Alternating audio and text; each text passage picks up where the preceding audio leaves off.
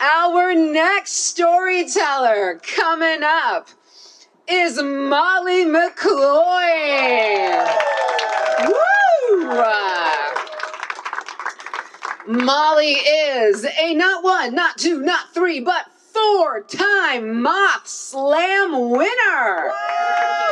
Woo! I know what, and we have her. Her work has been featured in O Magazine. She won the 2023 Book Pipeline Prize and the 2023 Quill Prose Award for her memoir. And this is one of my favorite book titles of all time, y'all. 9 Grudges, The Spiteful Origins of the Happiest Dyke on Earth. So good, which will be published by Red Hen Press next year. From the hair show of 2022, give it up for Molly McCloy.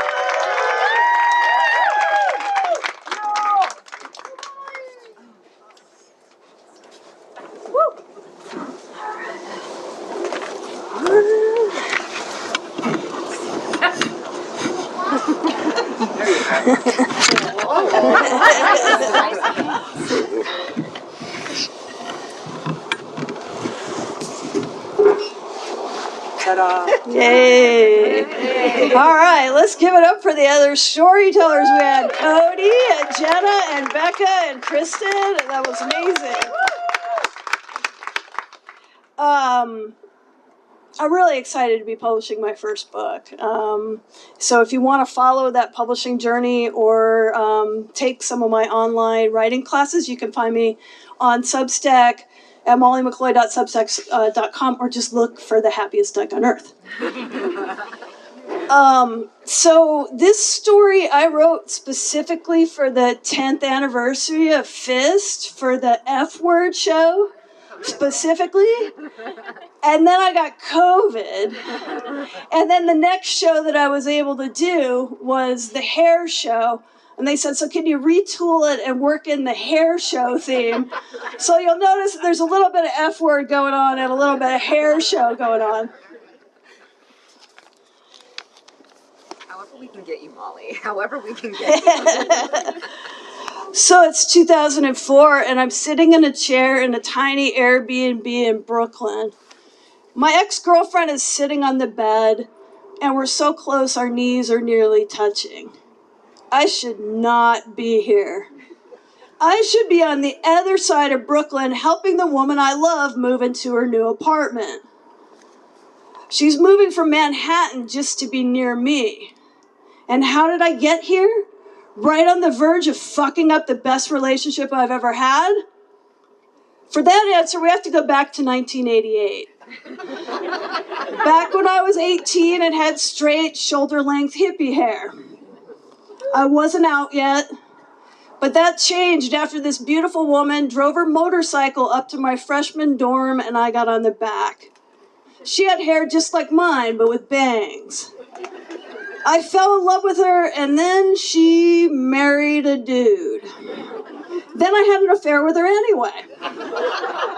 Until 1997, so that's 9 years. I dated other women, but none of them could live up to my ideal, which was the fake fantasy of this perfect married woman. I had 22 naked hookups with random women. I had 6 actual girlfriends. So I guess you could say the 90s were good to me. But it was fucking lonely. It was super lonely, but it didn't look that way. Recently, a friend of a friend from back in the 90s asked me whether it was true that I dated 6 women at the same time.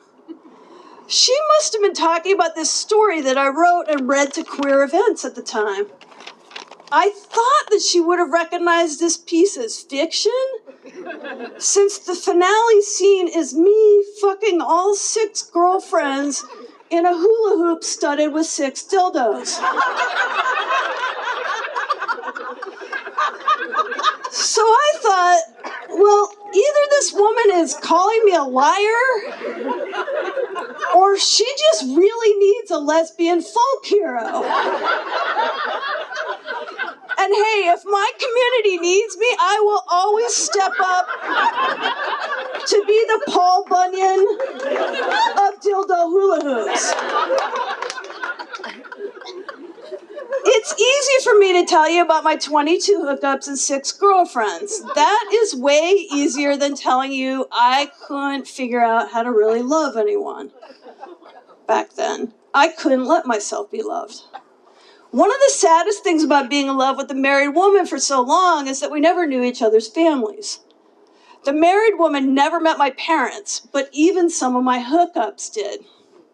One time in '97, this construction worker I was sleeping with, Sarah, met my dad for the first time. She shook his hand. When these two locked on for the handshake, it was like an epic battle. The bulging biceps, the ripped forearms. I suddenly realized I'm dating a woman who could kick my dad's ass. I wanted Sarah to arm wrestle my dad right there in the restaurant lobby and win. Sarah had long curly hair, which contrasted nicely with her steel-toed boots. I had a chin-length bob, so I was just femme enough for butch construction workers to fuck me. But not to date me. Sarah showed up 45 minutes late to that lunch and then stopped showing up at all. Many of the 6 girlfriends left me, disgusted. I was too moody or too boring. Mostly I was too critical. I critiqued these women for being too real and flawed, and I held them to the standard of that married woman because I could not be with her. So of course she was 100% perfect. I have a photo of one of my exes holding an assault rifle. She's smiling, but she totally wants to pump me full of lead. She had short hair with bangs, and I always thought this hairstyle looked like a bowl cut. I never said this, but she knew I was thinking it, which is probably why she wanted to shoot me. I dated one woman, Kathy, who was just too young. She had short red hair with bangs sprouting straight up from her forehead. I was 30 to her 22, and one time I was naked with her at her parents' house in the suburb of Gilbert. I heard the garage door opening for Mom and Dad's car, and I looked up and saw Kathy's collection of 200 stuffed animals staring down at me. I really didn't want to run into Kathy's dad, because remember that dildo hula hoop story? I had emailed it to Kathy on the family computer, and her dad had read it. True story. When I was the one to break it off with a woman, it was always at the 3-month mark. One morning, Beth's eyes looked too watery to me, so she was out. As soon as things got real, as soon as someone got close to me, I'd break up for some petty reason. Bad breath, bad hair, she didn't say enough nice things to my cat. Cheers.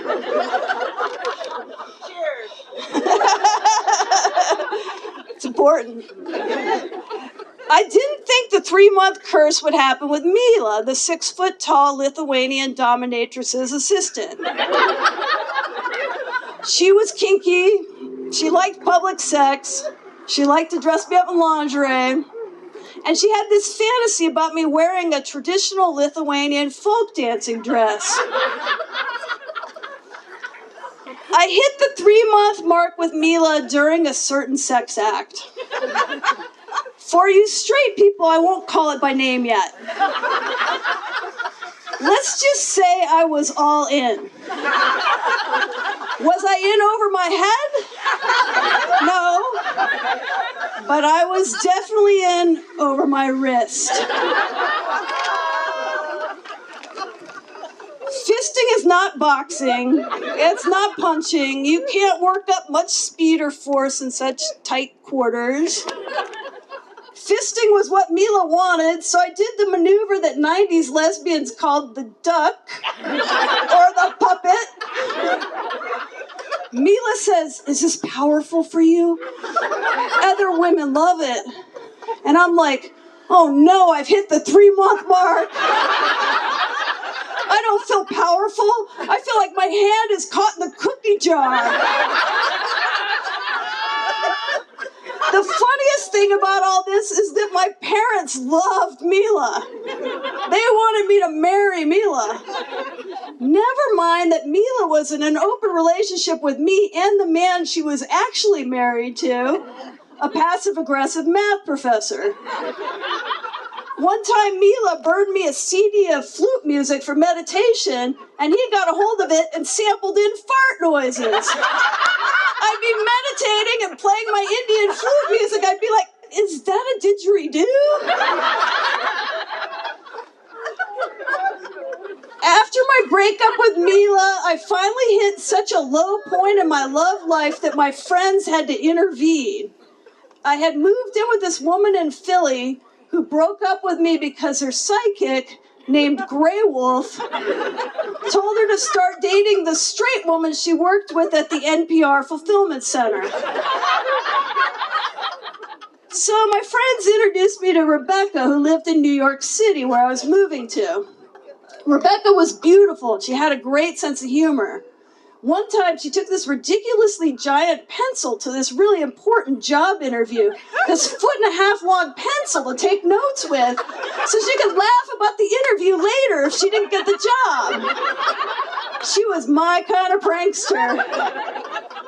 Rebecca had long blonde hair and a braid. She didn't even have a lesbian haircut yet. She'd only been out for 3 years. She'd only had one girlfriend. So that long blonde braid had me worried. Rebecca wasn't likely to stick around. She was going to want to sleep with other women.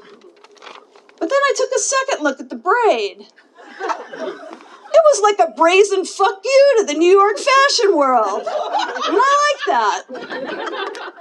Rebecca had these beautiful long legs and supreme confidence. At the end of our first date, late at night in Manhattan, she slung her arm around me and said, "I'm walking you home." My knees went weak because I love the bossy girls. She came down to Philly and stayed with me for 3 days. Afterwards, all the women in her Weight Watchers group wanted to know how she lost 6 pounds in just one weekend. But Rebecca suspected that these straight ladies probably were not ready for the 36-hour nothing but pussy diet. Rebecca and I went on all these great New York dates. The best one was watching fireworks over the Statue of Liberty on 4th of July. Then things got real. At 3 months in, Rebecca sneezed. With any other woman, this sneeze would have been a deal breaker. Because Rebecca's sneeze is like a sonic boom combined with some chihuahua yapping. I was in love, so I clapped my hands over my ears. I was all in. "I love you, baby," I yelled over the sneeze. Besides, Rebecca was already putting up with my horrible stink from the hot, humid New York weather. We were getting real together, stinky and sneezy. I definitely had the better deal. And then things got even more real. Rebecca was moving to my neighborhood, and that scared me.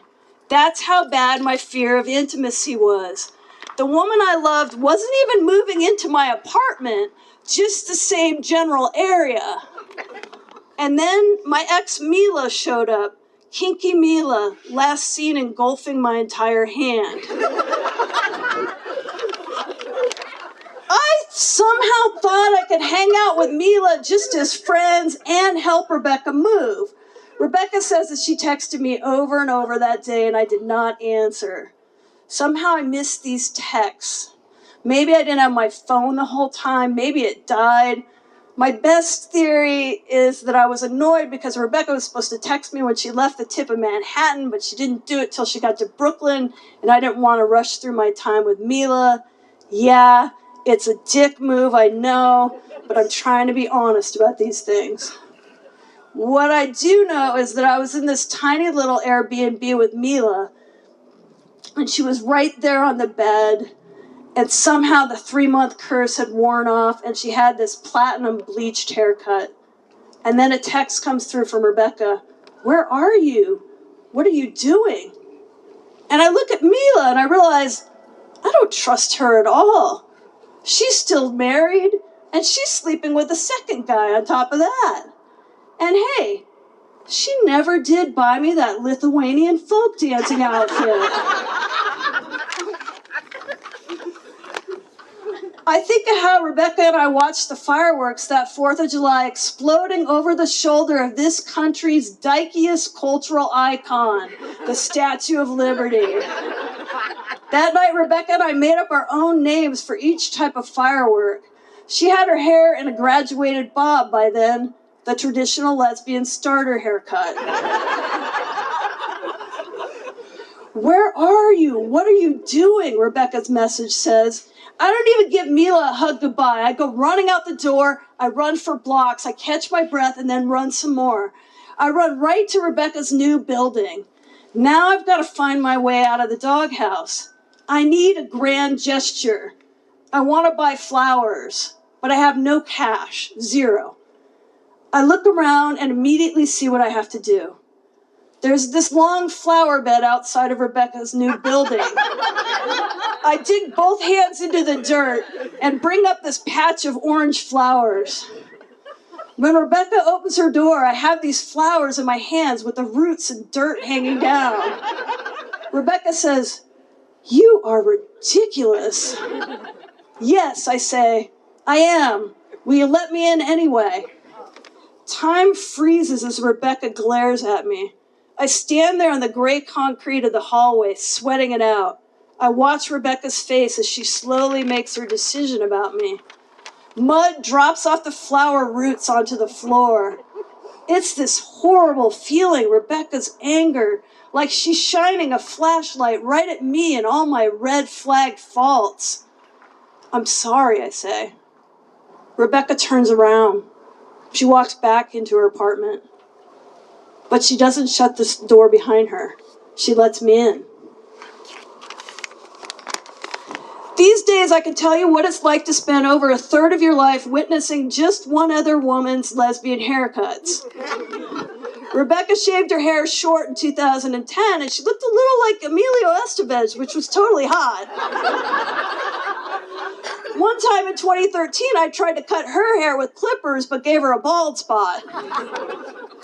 Rebecca's hair is long enough for a ponytail now, but I don't think she'll ever sport the long braid again.